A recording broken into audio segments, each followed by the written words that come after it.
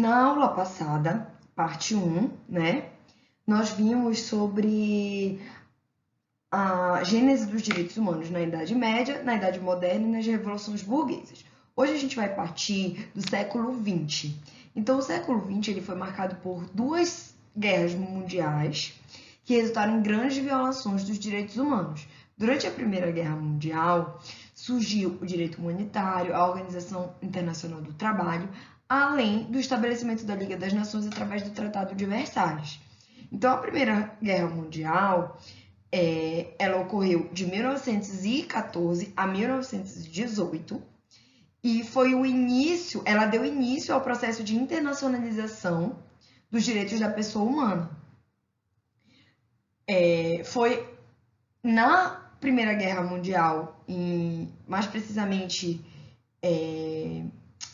ali por meio de 1918, pelo meio da Primeira Guerra Mundial, que eclodiu o direito humanitário. Então, esse direito humanitário ele está relacionado exatamente com a proteção dos prisioneiros de guerra, dos combatentes, ajuda a vítimas de guerra. E na Primeira Guerra Mundial, especificamente, quem teve uma participação muito grande dentro da lógica, né, do direito humanitário foi a Cruz Vermelha, que já tinha surgido, né, em 1800, 1880, e ajudou, né, na criação desse direito humanitário. Outro ponto que eclodiu na Primeira Guerra Mundial foi a criação da Organização Internacional do Trabalho em 1919, no final da guerra, a qual reconheceu os trabalhadores formais. O Tratado de Versalhes também foi publicado em 1919 e ele foi criado no final da Primeira Guerra, como se fosse o documento para verificar tudo que precisava ser tomado de medida pós-guerra, né?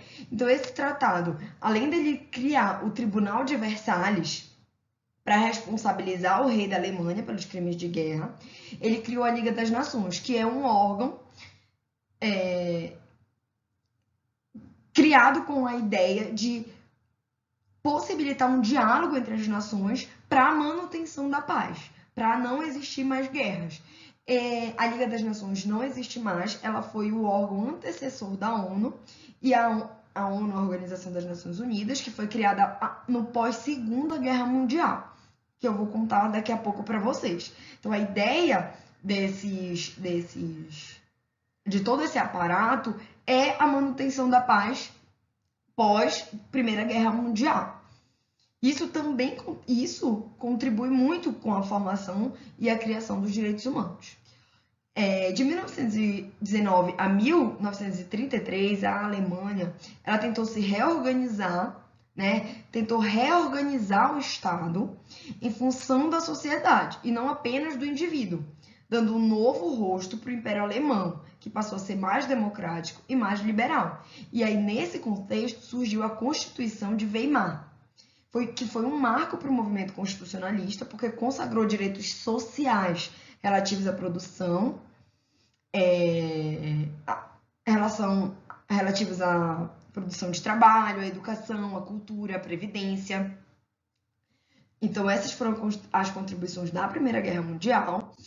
A Segunda Guerra Mundial foi onde ocorreu o Holocausto. A gente vê aqui nessa imagem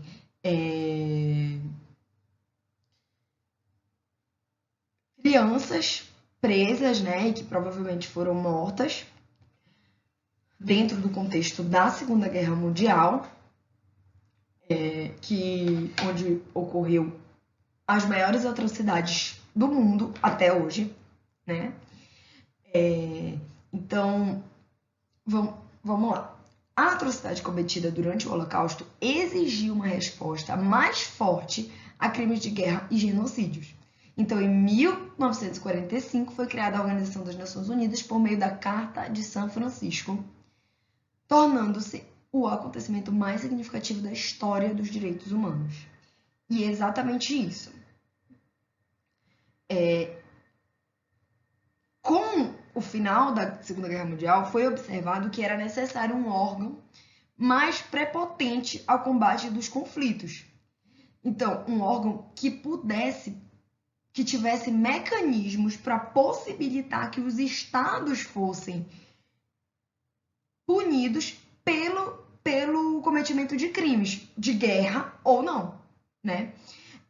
Então, a partir daí, foi criada a ONU com o objetivo de combater os conflitos armados e manter a paz mundial.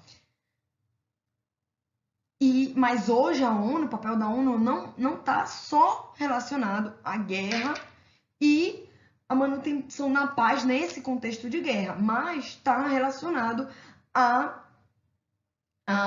proteção e garantia de todos os outros direitos humanos. Isso foi sendo também construído ao longo do tempo, né? Então, a partir da ONU, foi criada o primeiro documento oficial da ONU foi a Declaração Universal de Direitos Humanos, que foi criada em 1948 e foi publicada com um rol imenso de direitos e garantias individuais, como liberdade, igualdade, vida, devido processo legal, cria mecanismos de repressão e de punição aos estados que desobedecerem às normas internacionais.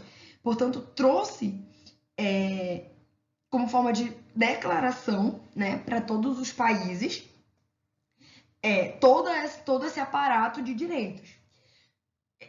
Mais à frente a gente vai falar um pouquinho melhor dela, mas eu já adianto que a Declaração Universal de Direitos Humanos ela foi ratificada por alguns estados, né, estados no sentido de países, né, de nações,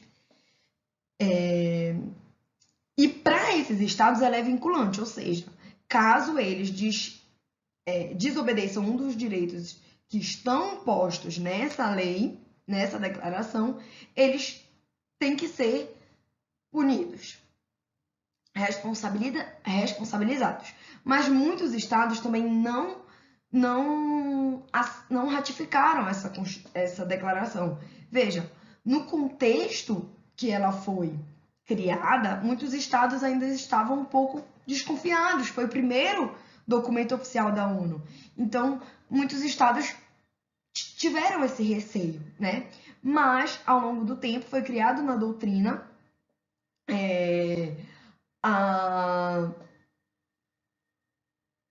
vamos dizer, a vinculação dessa declaração como uma base principiológica para todos os países.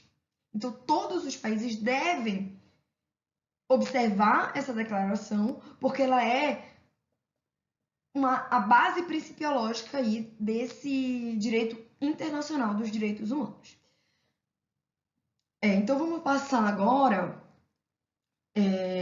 para o encerramento dessa segunda parte da aula, e eu vou deixar para a próxima parte da aula, a terceira parte, para falar sobre o conceito de direitos humanos, trazendo a terminologia, trazendo a classificação dos direitos humanos e a diferenciação entre direitos humanos e direitos fundamentais. Muito obrigada por estarem aqui ainda, né? E eu aguardo vocês na próxima parte.